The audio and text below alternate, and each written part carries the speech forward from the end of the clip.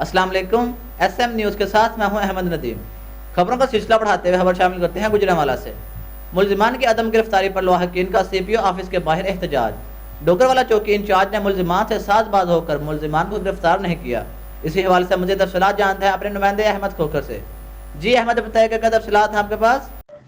جی بالکل، تھانہ کینٹ گوجرانوالہ ڈوگراں چوکی انچارج نے خاتون پر فائرنگ کے ملزمان سے ساز باز کر لی اور گرفتار نہیں کیا۔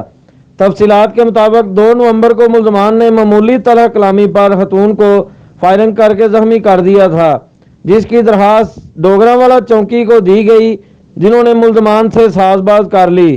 بار بار کہنے پر بھی کوئی سنوائی نہ ہوئی۔ اس حوالے سے آج زخمی خاتون اور اس کے لواحقین نے ملزمان کی عدم گرفتاری پر سی پی او آفس کے باہر شدید احتجاج کیا۔ مظاہرین نے پولیس کے خلاف نعرے بازی بھی کی اور اعلیٰ افسران سے مطالبہ کیا ہے کہ ہمیں فوری انصاف چاہیے۔ جی بہت شکریہ احمد، ہمیں تفصیلات سے آگاہ کرنے کے لیے۔